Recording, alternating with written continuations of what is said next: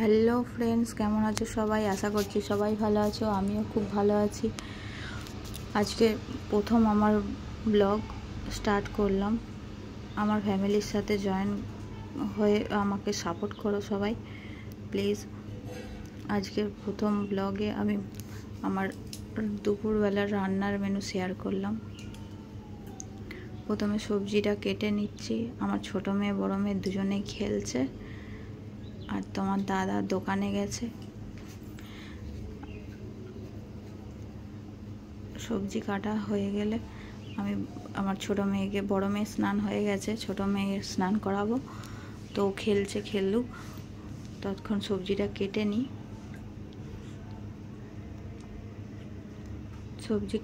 সবজি কাটা হয়ে গেলে ওকে স্নান টান করিয়ে দিলাম, দিয়ে তারপর সবজিটা রান্না করবো বলে কড়াই বসিয়েছি।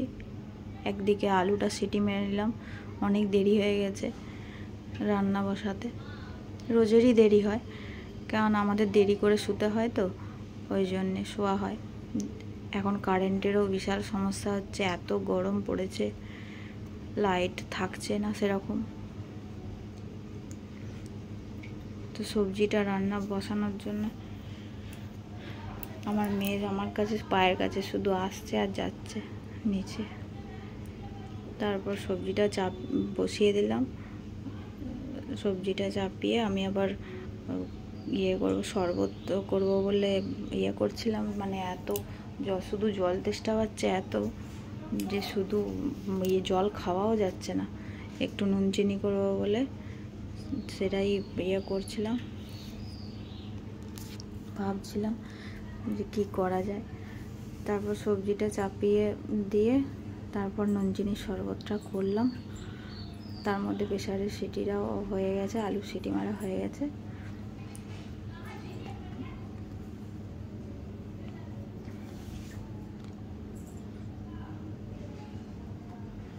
নুন চিনির শরবতটা করলাম, করে টরে সবজিটাও হয়ে গেছিলো, নামালাম।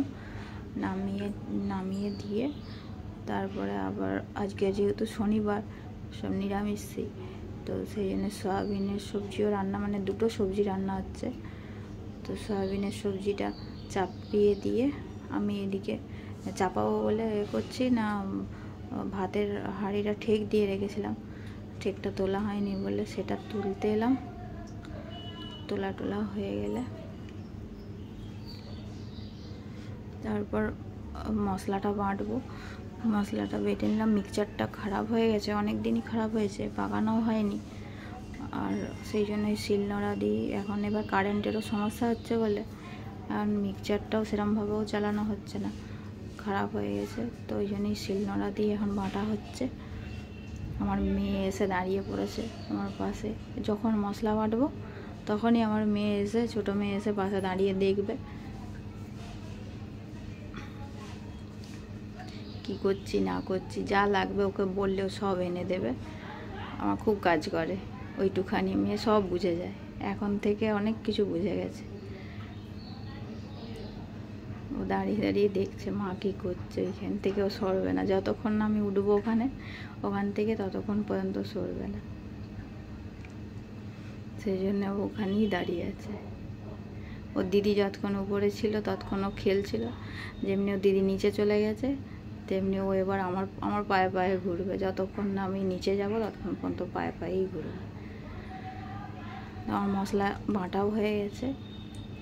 মশলাটা তুলে নিয়ে শিলটা ধুয়ে যেখানে ছিল সেখানে রেখে দেবো। রেখে দিয়ে আমিও সরে আসবো ওখান থেকে, আমার মেয়েও সরে আসবে ওখান থেকে।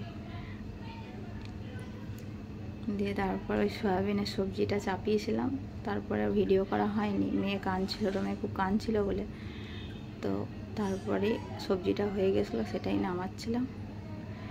নামানো হয়ে গেলে ওটার চাপা দিয়ে রেখে দিলাম। তোমার দাদার আসতে সময় লাগবে এখনও, কেন 3টে, 3:30, 4টেও বেজে যায়, কাজের চাপ আছে বলে।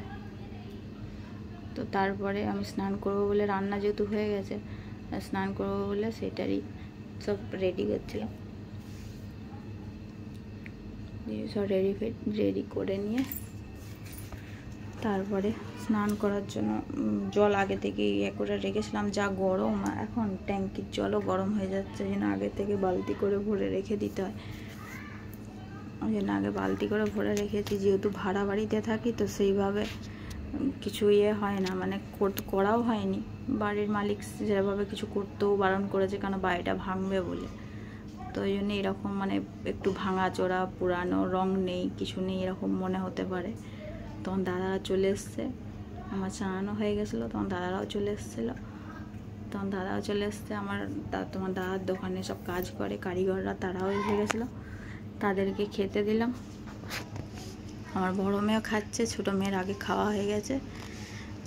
তখন দাদা শুধু দেখছে বারবার, এই দেখো শুধু দেখছে।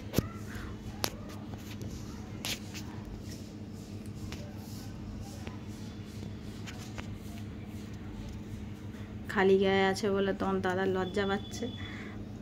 তখন আমাকে প্রথমে বলছে, আমাকে ভিডিও করো না, আমার ভিডিও করো না, আমি খালি গায়ে আছি। তো ওদেরকে খেতে দিলাম সবাইকে। ওদের খাওয়া হয়ে গেলে আমার মানে আমি জল টল খেয়েছি, আমার পেট ভরে গেছিলো বলে আমার দুপুরবেলা আমি কিছু খাইনি। পরে সন্ধে